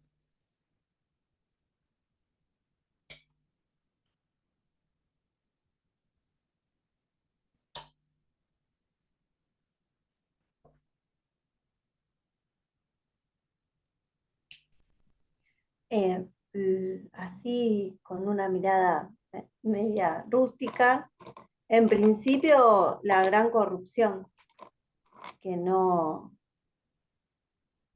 que como que se intenta naturalizar. Bueno, roban pero hacen esto, roban pero dan derechos, roban pero... eh, otra es la cuestión de la justicia, para mí. El, el poder judicial que está a la vista de toda la sociedad, que aparte de ser corrupto, es injusto, pareciera que entre ellos, eh, por más que tengan ideologías y formas de pensar completamente opuestas, en un punto se terminan cubriendo, ¿no? Y otra, creo que socialmente, más allá de esta cuestión de la clase media que vos nombraste, hay una sensación en general como que ciertos sectores terminaron siendo privilegiados, mientras otras cuestiones de la economía del día a día de la casa terminó quedando relegada, ¿no? Por ejemplo, esta defensa de los derechos humanos, la cuestión de género, el crear el Ministerio de la Mujer y de la diversidad. Bueno, muchas cuestiones que son fundamentales en la sociedad, que son conquistas, que tienen que estar, la memoria, eh, terminaron viéndose para muchas personas como que son sectores privilegiados frente a lo terrible de la economía, del poder acceder a una canasta familiar digna y el tema de la inflación y que eso quedó eh, totalmente descuidado, ¿no? Eh, y después, bueno, mantener ciertas personas en el poder eh, que son dinosaurios también, que se van acomodando y ayornando un poco en los discursos para poder quedarse, pero por ejemplo Mansur y todos esos lacras que representan otros tiempos, otras formas de pensar. Entonces hay como muchas contradicciones y terminan siendo también, como decía Sabri, hay mucha mentira también en todo y a la vista. Eh, eso. Bueno, ahí tomé nota de unas cositas. Yo lo que van diciendo voy tomando nota para trabajar algunos conceptos, ¿no? todo lo que mencionaste son problemas en general que uno los estudia en América Latina. El tema de la corrupción atraviesa todos los países de América Latina. El tema de la justicia en el sentido de que en los últimos años asistimos a todo un proceso de judicialización de la política. Todos los problemas de política no se resuelven en la política, sino que van a la justicia. Fíjense, pasó con Macri, terminó en la justicia, Cristina en la justicia, Lula en la justicia, preso, ¿no? Ese se conoce como judicialización de la política. Y ahí la clave justamente, todos los presidentes quieren elegir a los a los jueces de la Corte Suprema de la Nación, ¿no? Porque siempre se llega a esa instancia por el cargo político. Hay otra opción que es la destitución del presidente, como sucedió, se empieza a suceder ahora, ya pasó con Dilma Rousseff, por ejemplo, en Brasil, que para eso, bueno, se requiere hacer un juicio político que se inicia en la Cámara de Diputados, después se tiene que pasar al Senado, etcétera. En las dos cámaras siempre hay comisiones, ¿bien? Las comisiones son grupos de senadores o diputados que tienen a cargo distintos temitas. Entonces está la comisión de juicio político, donde ahí se arma el proyecto, etcétera, se hacen todas las denuncias, etcétera, y se pasa al recinto, se dice que es a la Cámara, ahí se debate, se vota, etcétera, y puede pasar a la otra. En ese caso de la destitución, por constitución asume el vicepresidente, ¿bien? En el caso, bueno, ¿se acuerdan en el 2001? Renuncia, después viene el vice, después viene el presidente provisorio del Senado, después viene el presidente de la Cámara de Diputados y después viene el presidente de la Corte Suprema de Justicia de la Nación. Después del quinto, si hay un sexto presidente, ahí la Cámara debe elegir a alguno de los diputados que esté ahí, ¿no? Bueno, llegamos a los 5, ¿no? En el 2001 que cambiaban a cada rato. Entonces el tema de la corrupción atraviesa toda América Latina, porque está bueno pensarlo en procesos regionales también, no estamos aislados. ¿Bien? Y generalmente Argentina, si uno estudia la historia comparada con Brasil, en muchas cosas es una copia atrasada de Brasil. Primero Brasil hace algo y después Argentina lo copia en el próximo gobierno. Se dio ahora con Bolsonaro y esto. Pero bueno, cada cual tiene sus particularidades, obviamente. El tema de la politización de las luchas sociales, ¿no? El tema de género, la cuestión de derechos humanos, que pasa a ser, más que politización, se vuelve como partidario, ¿no? Como que todo eso es discurso peronista o de ese partido. El temita de la inflación, bueno, justamente ayer hablaba con mi hermano que había votado a Milei y no tiene, él mismo decía, no tiene ni idea de política, pero dice, a ver, si pusieron a Massa de ministro de Economía y no resolvió nada, ¿qué garantía tengo de que va a mejorar cuando sea presidente, digamos, si no lo hizo? Entonces, es re loco porque en realidad toda la política termina reduciéndose a veces a una cuestión económica. Como que el político debe gestionar la economía. Y llegamos al punto extremo de poner un economista por primera vez a la presidencia, ¿no? Como que política es economía, es regular la inflación, ¿no? Lo que planteó el estado de bienestar fueron lo que se llaman políticas anticíclicas. ¿Qué significa eso? En el capitalismo hay toda una serie de ciclos económicos. Bien, empieza una etapa de crecimiento, llega un auge, después hay una recesión, después cae, viene una crisis y resurge de nuevo, ¿no? Así se va repitiendo a lo largo de la historia. Las políticas anticíclicas son las que impiden que ese circuito suceda. Entonces, ¿qué va haciendo el Estado? Va postergando la crisis. La va postergando para no desfavorecer más a los menos favorecidos, la posterga, y ahora viene, por ejemplo, estos personajes como Milei a hacer de nuevo políticas cíclicas, o sea, acelerar el proceso económico. Tiene que llegar la crisis, tiene que haber estanflación, recesión, todo, y supuestamente de ahí resurge eso. Él lo cree, incluso llegamos a pensar que a veces está convencido de que él va a mejorar el país, digamos. Más allá de que esté a favor de ciertos grupos económicos, etcétera, que todos los presidentes lo han estado, porque si no, no podrían haber gobernado. El temita particular con Argentina es la tradición caudillista que tenemos nosotros.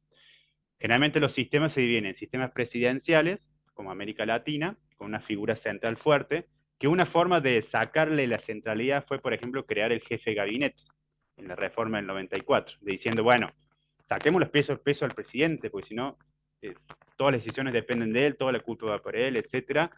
Y en realidad el presidente debería ejecutar, por eso se llama ejecutivo, ejecutar lo que dice el Congreso, que en realidad nosotros lo que hicimos fue una copia del modelo europeo. El modelo europeo es un modelo parlamentarista. Los primeros ministros van, se presentan a la Cámara, debaten, se pelean como locos, y la Cámara si quiere los echa y los cambia así cuando quiera, ¿no? Ya sucedió esta extrema derecha hace poquito en Inglaterra, pueden investigar, ¿cómo se llamaba la señora esta? Que estuvo 45 días nomás de primera ministra, extrema derecha, y la sacaron. Eh, porque son gobiernos, bueno, más parlamentaristas. El parlamento tiene más peso que la presidencia. Nosotros copiamos ese modelo, pero lo mezclamos con la tradición caudillista nuestra, donde necesitamos, o por tradición, siempre hemos tenido una figura fuerte, ¿no? Y ese es el problemita de, bueno, en el caso de Argentina. Y en el caso de la inflación, bueno, hay muchos motivos ahí, ¿no? La emisión monetaria. En realidad lo que quiere Milei es dejar de emitir dinero. ¿Mm? Según él, si dejamos de emitir dinero y se deja de dar dinero a la gente, se deja de aumentar los salarios, entonces la gente va a tener menos plata, va a comprar menos, como compra menos, la inflación va a bajar y entonces ahí se recupera la economía. Y lo que seguramente han escuchado este término de las LELIQs, ¿no? Que todo el tiempo se habla de las LELIQs, que no se sabe mucho qué son. Las LELIQs son deuda, son los plazos fijos de los bancos. Digamos, esto fue en el 2019, creo, 2020, hace poquito. El gobierno creó las LELIQ, que son letras de liquidez. ¿Qué significa? Bueno, por ejemplo, Sabrina tiene un plazo fijo en Banco Santander, ¿no? Pone 100.000 pesos ahí.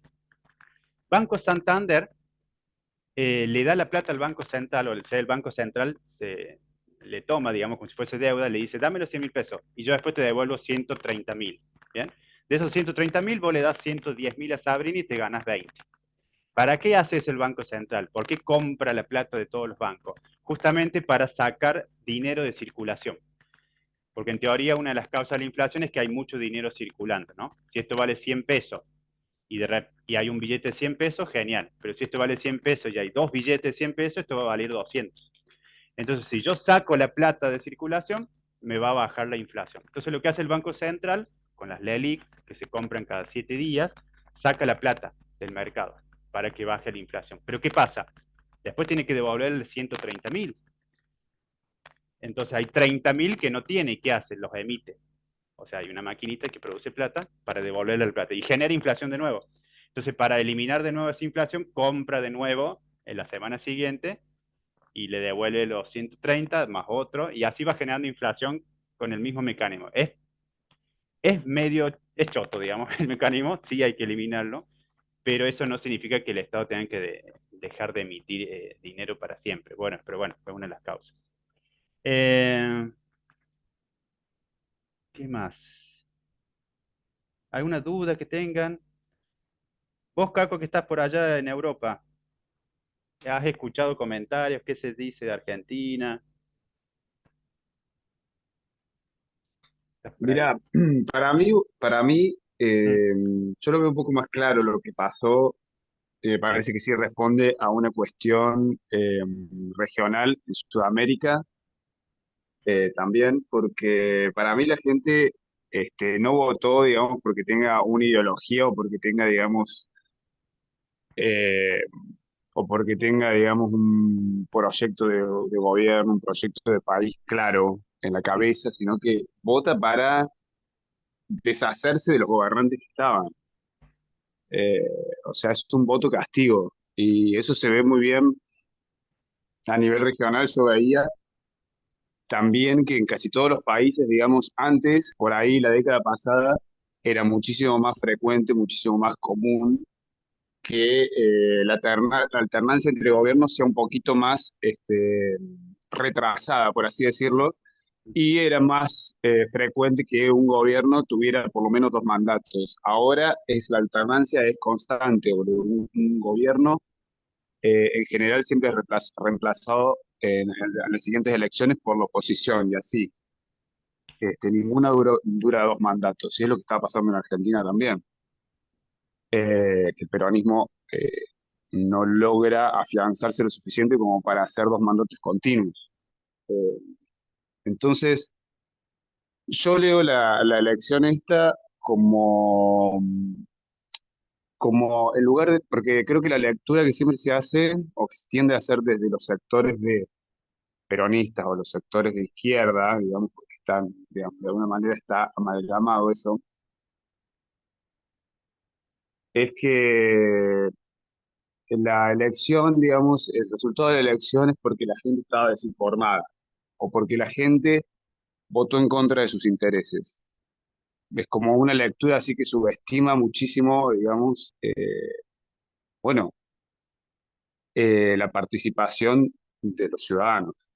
Eh, y para mí no es así, para nada. Yo creo que este resultado lo que demuestra, digamos, es que en Argentina la ciudadanía este, está activa, que está respondiendo, que ante un escenario de crisis total, de desamparo total, institucional, económico, la ciudadanía responde y por lo menos puede utilizar la única herramienta que le proporciona la democracia, básicamente, que es ese voto castigo, es poder salir de esta situación de alguna forma. Meteme al que me tengas que meter, pero quiero salir de esto.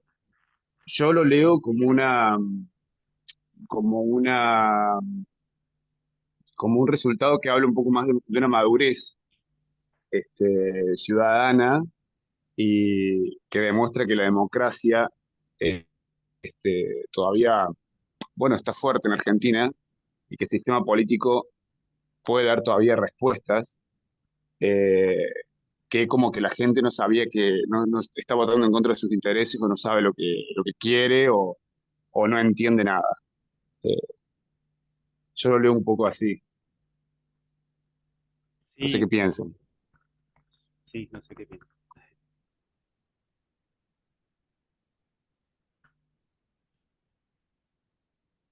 Sacarle la culpa al votante, ¿no? Y llevarla también la culpa a la dirigencia. Sí, porque además pasaron muchas cosas, por eso a mí me parece muy fascinante todo el fenómeno este social. Eh, yo creo que se hace énfasis también haciendo la autocrítica, digamos.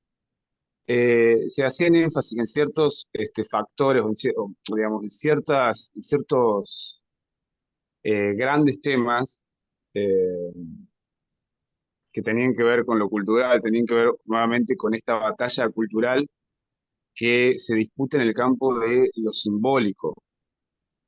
Y por ahí se defienden ciertas banderas políticas, ciertos derechos, ciertas conquistas que, que no están 100% respaldadas por la ciudadanía, o sea, no tienen total legitimidad. Al contrario, desatan un montón de movimientos reaccionarios, digamos, porque justamente la ciudadanía rechaza muchas de las cosas digamos que muchas de las conquistas o de las banderas del progresismo, digamos. Y me parece que lo que reina en la izquierda es esa lucha identitaria, esas luchas, digamos, que la mayoría de la gente, bueno, por ahí no le mueve el amperímetro, las deja pasar, pero que no las avala al 100%, e incluso muchos las rechazan, y hay una indefinición total en la izquierda, una indefinición total a nivel de proyecto político y proyecto económico. ¿Qué es la izquierda a nivel económico hoy, por ejemplo, en la Argentina? ¿Qué valores representa? ¿Cuál es el proyecto económico o el proyecto político de la izquierda que no sean las luchas progresistas o las luchas identitarias? ¿Qué es lo que nos está dando? Yo creo que nos da muy poco y la ciudadanía no es idiota, eso lo ve, parece que responde a eso. Entonces por ahí a mí me dio mucha bronca, digamos, me sentí muy poco representado, digamos, que el peronismo haya dado, bueno, haya enfrentado este balotaje, la campaña, haya usado esos eslóganes de campaña, digamos, que tenían que ver con lo cultural, con la pérdida de derechos, con, bueno, la amenaza a la democracia, y todas cosas que digamos que la gente no estaba viendo ahora, que no está pensando en eso ahora, para cuando va a votar. O sea, si vos querías traccionar los votos de los indecisos, de los votos de Bullrich y todo eso, la gente no estaba votando por esas motivaciones, no eran esos sus intereses. ¿Por qué seguir enfatizando en eso? O sea, hay un, un enajenamiento, hay como si una mirada muy obtusa de no querer ver, no sé si no querer ver o no poder ver o tener una incapacidad terrible para ver la realidad, digamos, de las cosas que están pasando. Yo creo, digamos, no creo que haya inoperancia o negligencia, creo que digamos, era lo único a lo que podían apelar, porque justamente no tienen una propuesta política o una propuesta económica concreta para hacernos, no la tienen. Entonces apelan a estas cosas eh, y, y bueno, yo creo que Milei también lo leyó, entonces por eso también, para hacerse fuerte en todo en el transcurso de estos 2 años de que él surgió, eh, dio la batalla cultural así tan fuerte en los medios y en las redes, este, porque justamente, digamos, todo está ocurriendo ahí, digamos, todo se da en esa dimensión. Eh, Así que bueno, a mí me generaba mucha frustración, me genera mucha frustración que la izquierda no dé ningún tipo de salida, no ofrezca ninguna propuesta, eh, y después de todo me parece que es parte como un circo, digamos, o sea, ¿me entendés? Eh, Está la izquierda defendiendo ciertas banderas, está la derecha que se pone reaccionaria y se dan esas batallas culturales en lo público, en la esfera de lo público, y en el fondo, digamos, estructuralmente responden a los mismos intereses y van a hacer las mismas cosas. O sea, es simplemente, no sé, lo veo como un circo mediático. Este, entonces, eso es lo que me pasa a mí, ¿no? Veo que como que no hay una propuesta, no hay una salida. No le veo salida. Es lo que decía, no me acuerdo cómo se llama la chica, que no tenemos opciones, no hay opciones, no hay opciones, pero porque la izquierda no da opciones. Todo adormecida hace un montón en la indefinición total. No, perdón que me hice largo, pero bueno, eso es lo que más o menos pienso un poquito. No, genial. No era muy difícil, digamos. O sea, la gente no quiere estar como está ahora y vos le ofreces seguir como estamos. O sea, mantener lo que tenemos. O sea, estratégica, publicitariamente, no convencía a muchos. Decir, estamos bien como estamos, ¿no? Entonces, hay mal uso ahí incluso de las redes sociales, un poco la tradición peronista también de su sujeto, ¿no? Que sigue pensando en un obrero de clase media baja, ¿no? Como el principal objeto de la política. Cuando Argentina ya, ese obrero clásico que piensa el peronismo, vinculado un poco también a la tradición más marxista, es menor, digamos, es menor a raíz, si pensamos en toda la población que hay en Argentina, ¿no? Hay como un mal foco ahí. Sí, pero yo creo que peor, o sea, para mí peor, porque, o sea, como que en la retórica, o sea, discursivamente sí sigue funcionando este dispositivo de defender a los trabajadores, pero tomándose como esta cosa, este estereotipo de trabajador fabril o el trabajador que era masivo en otra época, en otro momento de la historia. Ahora la clase trabajadora sigue estando nada más que tiene matices completamente diferentes. Las dinámicas, digamos, que operan en la clase trabajadora son otras y no lo está sabiendo leer ni acompañar. Este, ¿Me entendés? O sea, yo creo que justamente la izquierda usa discursivamente como para el relato a los trabajadores, pero en lo que menos piensa es en los trabajadores, porque no diseña políticas pensando, digamos, como que, bueno, mi población foco son los trabajadores, que son diferentes a esos trabajadores a los que respondía la ética peronista. La clase trabajadora hoy es diferente. Bueno, voy a entender cómo funciona la clase trabajadora y voy a acompañar o voy a respaldar a esta clase trabajadora, voy a hacer políticas destinadas a ellos. No, ¿cuál es la población o, digamos, los grupos a los que está apuntando la política desde la izquierda o desde el peronismo? No es la clase trabajadora, son grupos minoritarios, son las minorías, este, son, digamos, ciertos grupos que surgen de sobreetiquetar la sociedad en un montón de categorías eh, y solaparlas entre sí como para darnos como un paisaje de muchísimos grupúsculos a los que yo bueno, voy a proteger o voy a respaldar políticamente. Y bueno, la gente, la gran masa de gente está por fuera de eso, no se identifica este, o bueno, o está, digamos, tiene otros intereses mucho más centrales que tienen que ver con el mundo del trabajo y el mundo de la economía doméstica. Entonces, yo me parece que es peor el error, mucho peor el error de Sí, lo que está haciendo, ¿no? una mala lectura. Incluso Argentina es uno de los países que tiene estadísticas muy buenas, o sea, estadísticas, justamente el Estado, la estadística era la ciencia del Estado, el generar estadísticas, ¿no? Tienen muy buena estadística Argentina, tampoco han sabido leer eso. Les ha quedado esta idea de, bueno, pensando de que si tienen un subsidio les van a votar y listo, ¿no? Pero hay una mala lectura de, con el último censo, ahí tenés un montón de información de cómo es la clase trabajadora argentina, etcétera, ¿no? Esto que vos decías también de la democratización del uso del voto, también es interesante porque hace poquito hicimos el ingreso, el cursillo, perdón, las jornadas de puertas abiertas en la universidad, que vienen los chicos del secundario para ver la carrera que van a Sí, estudiar.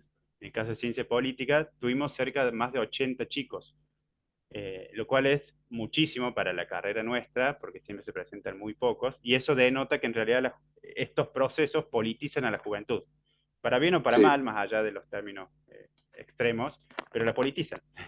De algún modo la mueven, la movilizan, eso es uno de los beneficios que tiene estos procesos, que se empiezan a interesar. Lo que decías de los dos mandatos que se va rompiendo también, ya con Trump, Estados Unidos siempre tuvo dos gobiernos republicanos y dos gobiernos demócratas. Se rompió la sí, tradición esa, se está rompiendo acá en Argentina, se rompe en Brasil. Eh, Están teniendo peso también los vicepresidentes ahora. Uno los puede ver en los últimos 15 años en América Latina.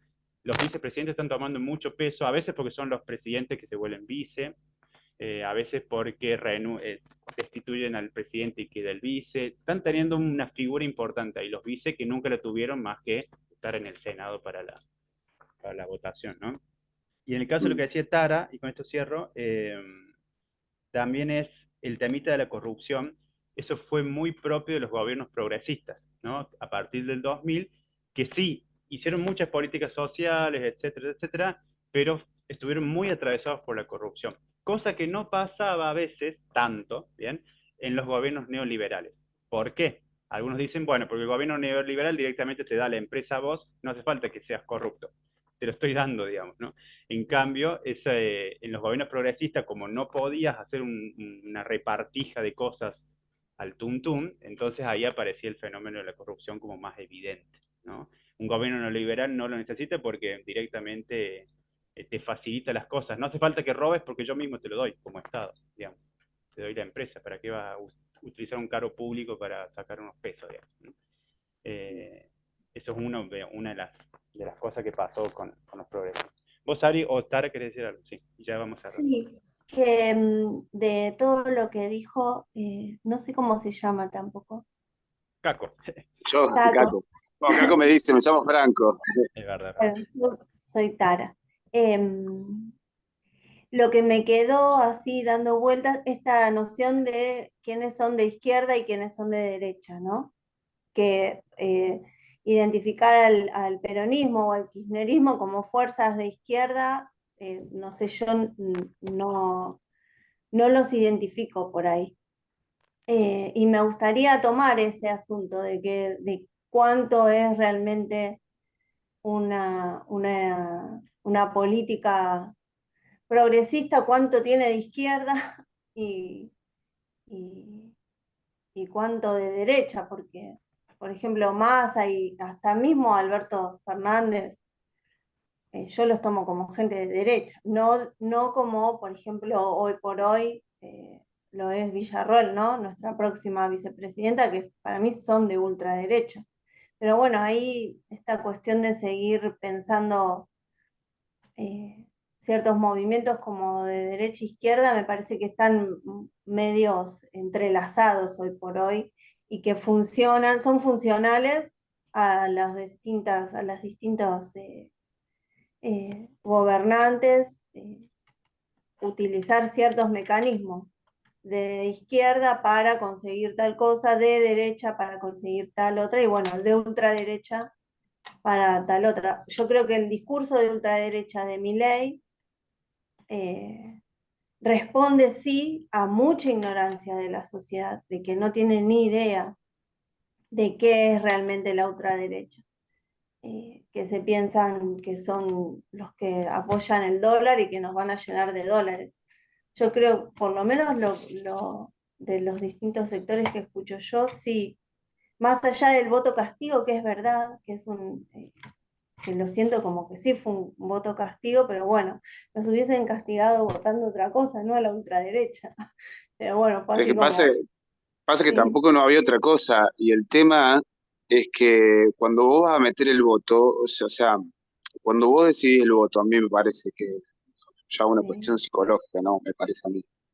Eh, Podés tener en consideración un montón de matices y un montón de cosas, pero en lo que te inclina el voto eh, es por ahí una sola cosa, o una cosa es lo central, ¿me entendés? O sea, no creo que la gente que votó a Milei haya votado todo el paquete como el pack, eh, por ahí es, como decirlo de alguna forma, el pack ideológico que representa Milei. sí, eso Para mí, seguro. centralmente lo votó por esto, porque busca un cambio, busca sacarse de encima lo que tenía, digamos, que rechaza visceralmente lo que estaba, el status quo de que venía. Eso es lo que es central para mí, que llegó a la hora de votar. Después hay un montón de matices que puede estar de acuerdo o en desacuerdo, con algunos o con todos, pero me parece que lo que es central decidir el voto siempre es como una sola cosa, o una cosa es la principal.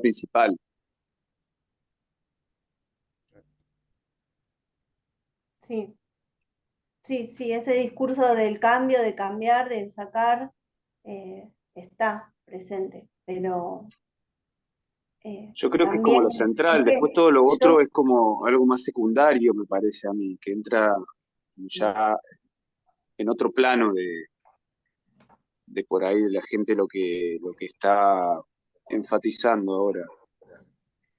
sí, también le dio voz a muchas cuestiones que, que están como calladas, ocultas en la sociedad, por ejemplo, la gran cantidad de personas que está en contra de la ley de aborto, la ley de matrimonio igualitario, eh, o le dio como que envalentonó a que la sociedad se exprese, eh, y que haya un retroceso también en eso.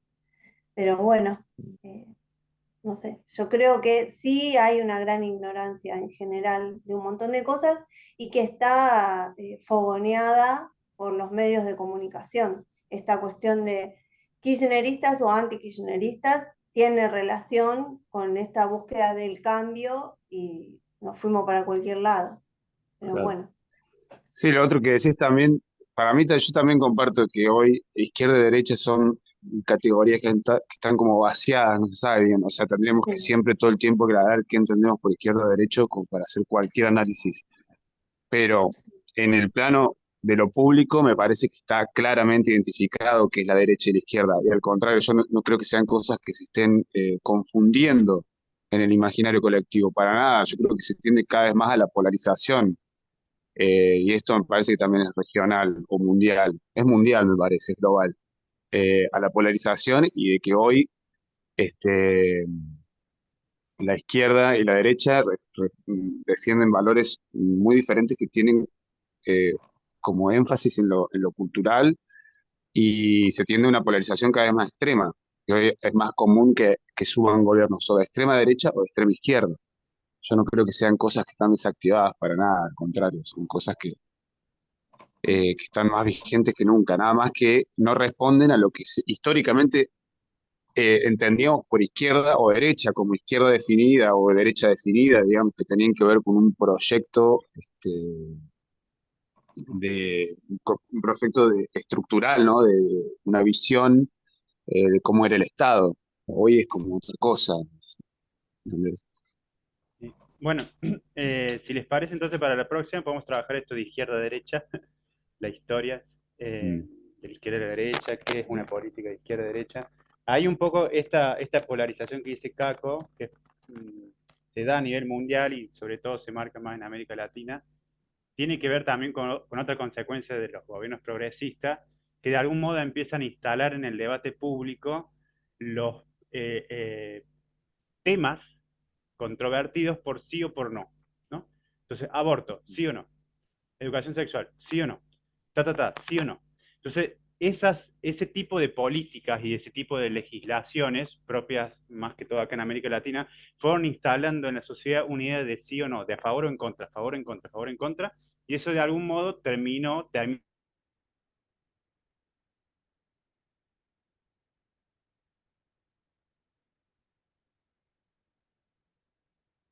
de otras épocas, no había un cuestionamiento en algunos debates públicos.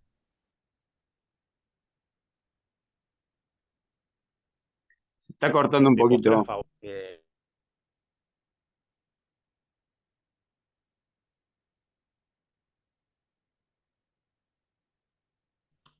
Ya se, ¿no?